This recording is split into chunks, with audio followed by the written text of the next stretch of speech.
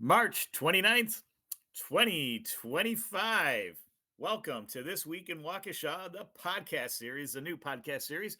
I am your host, Downtown Donnie Brown, coming to you from the office of former Alderman Don Paul Brown here in our beloved Banting Park home.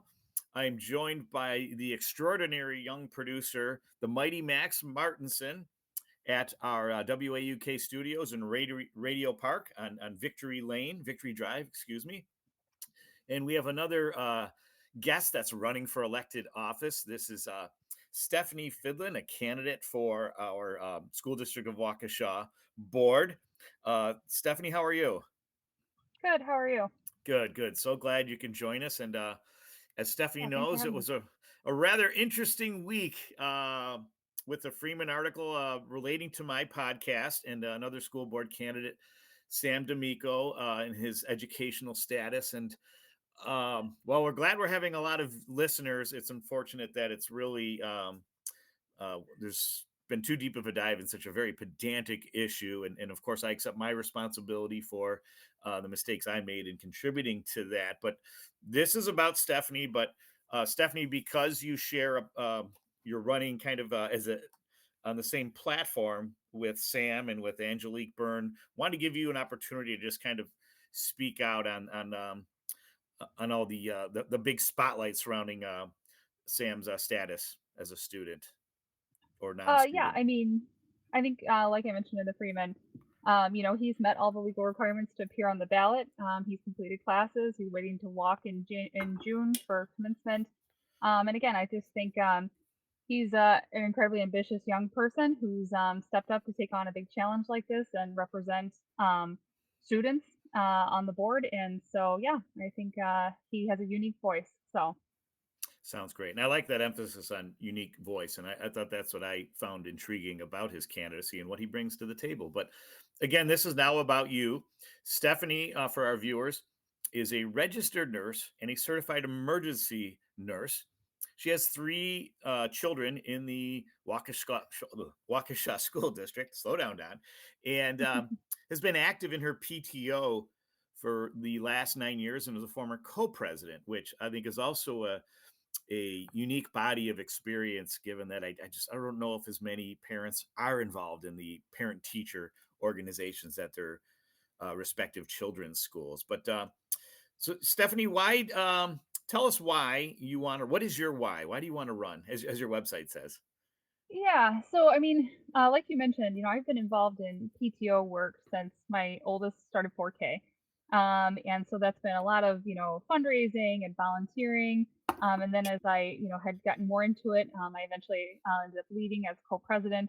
And that's really, organizing a lot of events and things, which is really to get families engaged with the students and the teachers and in school and things like that, which I think is what we need more of really is that parental engagement piece. But then not a huge piece of PTO is fundraising. And so that's, working to identify needs of things that are in the school that there may not be a budget for and how we can, raise funds for that. One of the projects that I'm the most proud of at Summit View, the playground equipment was coming up on end of life. And so it took 3 years and a lot of fundraising and a lot of events and a lot of organizing with the community, like restaurant give back nights and silent auctions, soliciting donations for that to put together events. But, we fundraised over $100,000 to build a new playground for Summit View. And Wow. I'm very proud to have my family's name on the plaque there with You that. raised over So a it hundred took grand for that playground, is that what you said?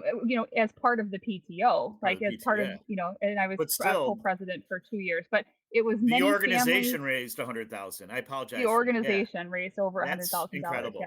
So, Yeah, yep. congrats. And, That's we received grants, worked with community partnerships and, businesses and things like that to, to close all the gaps. But it was a lot of just grassroots fundraising. It was a lot of families donating and things like that, whether it was events that we were organizing or restaurant give back nights where we, throw it out to the whole community to come in and stuff. It was just a lot of organizing. And again, I was part of a team and I helped lead part of that team. And it took many years and many hands, but we did get that playground built. And every time my kids play on it, I'm just so proud to see, just all the kids just enjoying that. And a large part of that playground, I will mention, was that it was built to make sure that it was inclusive for all students. because students in wheelchairs typically had to stay on the Multi-ability. blacktop. And so, yep. Hmm. And so this playground was built with the thought in mind. It's 360. So there's ramps and pieces so that even kids of all abilities can interact with all the features of the playground. And that's really important. That's wonderful. Yeah, I'm glad you mentioned playgrounds, and we won't stay on this too long. But when I was on the council, I was concerned about the playgrounds in our neighborhood that the Banting and Horning schools share, and I was very active in our parks because we have quite a few parks in our district, which we're proud of. And the city, as I understood it, the parks had reached out to the school leadership, not necessarily the board, but about partnerships where the parks department would flip the bill for renovating, updating that playground space. And as I understood that there was no response or maybe even a rejection from the school leadership. Is that something that you, as a candidate, would be willing to address if you're elected to the school board? Yeah, I mean, I think that, the more partnerships we can build, the better. So I think that is something that we could look at. But I think that, if the city's already maintaining parks, maybe they would have, there could be like opportunities to build partnerships to, whether it's replacing equipment or ideas about maintaining equipment. But I would, it would be something that we could explore for sure. So. Fantastic, thanks. And then going back to the platform as promoted in your campaign literature that's been distributed through direct mail, one of these key issues is demanding transparency in tax dollar use, long-term planning, and preventing school closures. Could you speak to that, please? Yeah. So I think that, again, it's just the more that we can bring the community into this stuff and bring the key stakeholders in and, just make things more transparent, that's always for the best. We need the community to be aware of the challenges that schools are facing right now in terms of funding. We've talked a lot in this campaign about the need for fair funding for special education and reimbursement. Public schools are getting 30% reimbursement for special education, Hmm. and private schools are getting 90%, and that's taxpayer dollars. Wow. And so, the fight is on for fair funding. And in Madison, that looks like getting public schools to 60%. But for Waukesha schools, that's $10 million. Hmm. So that could close a gap for us in the budget because we do have some budget challenges ahead, and they are going to have to look at, the buzzword right now is right sizing the schools. But it's calling it what it is. It's addressing declining enrollment and closing schools. Okay. And then the Department of Education closing for the School District of Waukesha, that's an $8 million plus budget gap that's coming if those federal funds are held up. So the School District of Waukesha, that's $8 million. That's 56 full time, 56 or 59, I believe, full time, positions that will need to be cut, and that's important. So as we start to look at that stuff, we need long range plans, and those long range plans mean informing the community and bringing the community in so they have the awareness of that, so that we have time to get feedback of, okay, if we did need to close a school, what would the impact on this community be? Because when they made the decision to close Whittier, that decision was made from a financial standpoint, and the Mm, community was informed at the last minute. And so then you didn't get a chance to get that feedback of what would the actual impacts of this be. I know that for Hadfield, the parking, there's not enough parking for yeah. the merge of the schools.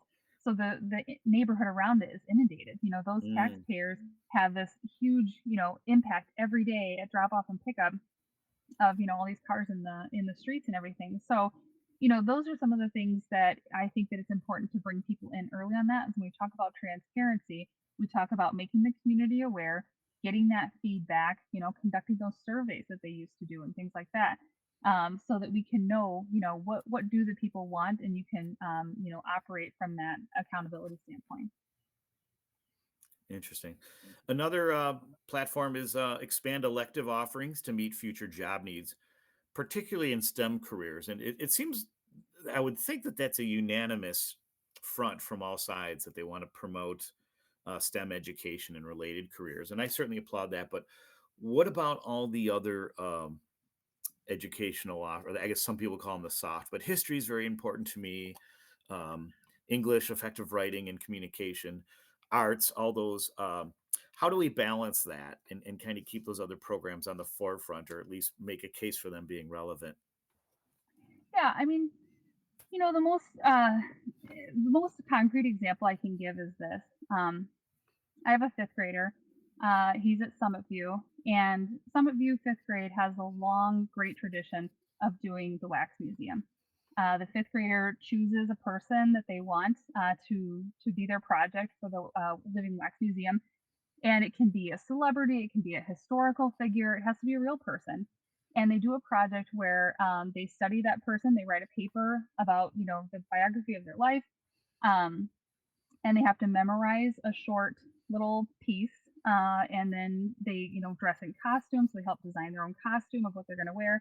And then the families and grandparents come in and, press the button, and then they give their little speech, of the person's life. And it's a living wax museum. It's a wonderful project. It incorporates so many different elements: their writing, their public speaking, the creativity of the costume and the design, and all these things. But as the district moved to this lockstep curriculum, and they've, said, we have this science-backed, lockstep curriculum. Now all fifth grade classes across the district have to be doing the same thing at the same time. So some of you is not holding the wax museum this year. And I've got Mm. one kid who has learned every fact possible about Michael J. Fox, who is bummed. And Uh, it love it's Michael so J. Fox. hard because yeah, because A great he Canadian, saw by his the way. Excuse yes, me. he saw his sister do this project. And again, it's a great project, and he was like, he declared who he wanted to be in fourth grade, and was like, don't take my person. But again, I think that really just speaks to, it sounds good on paper, this idea of lockstep curriculum, but taking away that autonomy, what are you losing? And so this was, you lost a great opportunity for a really great project that would have engaged, the students in, again, multifaceted learning. You're talking about writing, reading, public speaking, just all these different things. They created a poster board that had to go along with it that you could read, when you went to the museum. And so, I think that you need to explore those kinds of things. And those are situations where if we were asking those questions of like, what would be the impact, we would see all the great opportunities that we're going to lose. So, Mhm. Terrific. Thank but you for so sharing. when you talk about, bringing more opportunities in the way of STEM and stuff like that, I think that, we have the STEM middle school and this, opportunity, and the STEM elementary. Where can we be expanding those opportunities, whether it's creating more things like that or developing other things, in Mhm. addition to that? Because I think Mm. that ultimately we want to be giving more opportunities, not taking things away. Right. Okay. Thank you. Um, a lot of discussion, or this is a big platform item, is fostering parental engagement and feedback to strengthen the partnership between schools and families. Give us your take on that. Yeah, so the other side talks a lot about parental rights. And they say, the parents, we have to have parental rights and all that stuff. Parents have always had rights, and parents still have rights. I think what's far more important is the parental engagement. And I think I see a lot of that through my work with PTO. But even as I worked to help develop the district-wide parent teacher coalition, and so that's all the PTOs and all the PTAs of the 13 elementary schools. And so we bring parents in, and we start saying, how can we make the schools better? What can we do? What's the need? What are teachers saying they need? What supports do they need to be able to do the job better? Or there's resources, it's a gap, like where we can either fundraise for these things, or leverage community partnerships to get these things done. And so I think that that's the parental engagement piece that's far more important than parental rights. Mhm. Because if you just look at education as 8 a.m. to 3:30 p.m. and that's it, that's not, school has to, there has to be the parental engagement piece on the back end. When Mhm. kids are coming home, is someone reading with them in the evenings? Are they getting extra help if they have, needs with math and things like that? And if it's not happening with families, are they getting plugged into tutoring or things like that? So, I mean, that's the parental engagement piece. It Sure. doesn't really help to just say like, well, I'm a parent and I have rights. Well, of course you do. Like, Mhm. and nobody's questioning that. The question is whether or not you're engaging in it. So, Okay. Yeah, and you raise a good point about this parental rights thing. It seems to speak to if a fear that parents have that what's being taught or what's being promoted by teachers or is contrary to their religious or political beliefs. And how do we address that effectively so parents can feel at ease or um, have some sort of, I don't want to say compromise, but just a notion that your kids won't be proselytized by what's being shared in the classroom and what's being promoted by the teachers. I think if, parents have concerns, I think one of the best things that they could do is volunteer. Every classroom has needs, whether it's, stapling things or reading, one-on-one like reading buddies I did in second grade. Every classroom has a need for a volunteer. So if you Hmm. have real concerns about what's happening, you should reach out to the teacher and get involved because I think that you'll see that teachers, they're doing the very best they can. They're there teaching to kids, many levels, whether the kid needs help and they're struggling and they're trying to, get them on track. And then the kids that are already on track and excelling and they're trying to keep them engaged so they can go deeper and not slow down their learning. Um, I don't, I've never in the time that I've volunteered in the schools seen, you know, this idea that teachers are promoting ideology. I see teachers working their tails off, trying to manage 20 some wild little personalities and keep everybody on task, and they do an amazing job. So That's true. And that's another issue is there have been teachers that vacated the Waukesha School District, either retired early or resigned because of some of the pressure they'd gotten, I think, from the board and the teachers. And how do we address attracting good teachers back to Waukesha schools, assuming that's still an issue or a challenge? I mean, I think if you think about any workplace, that you've worked before, you want to be. Is he making We're good. signals at me? 3 minutes. We're good. Okay. Oh, okay. Any workplace that you've worked at before, you want a place where you feel valued, you feel heard, you feel respected, and you have the equipment that you need to do your job. That's what I think about as a nurse. If Okay. I've left a hospital, it's because I didn't feel valued, I didn't feel heard, or didn't have the equipment that I needed to do my job.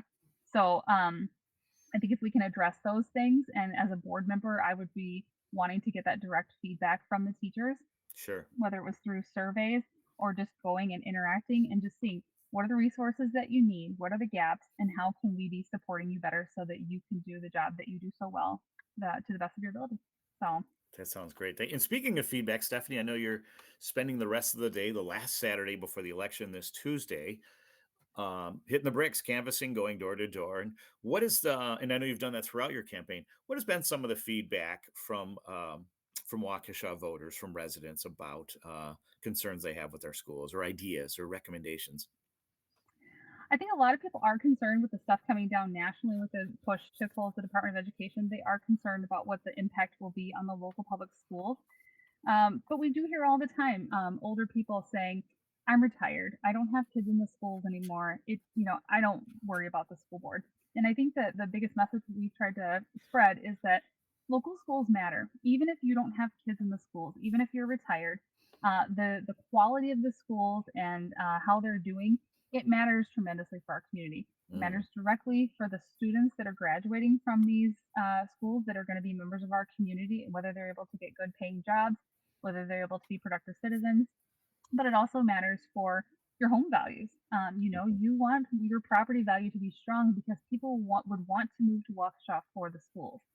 And so I think that that's the most important message that we can impress upon people is that whether you have kids in the district or not, you definitely need to be paying attention sounds to the good. local school boards and voting for people that are supporting public schools. Sounds great. Final question, Stephanie. What is it you'd like listeners to know about Stephanie Fidlin and your candidacy that we haven't covered in this podcast?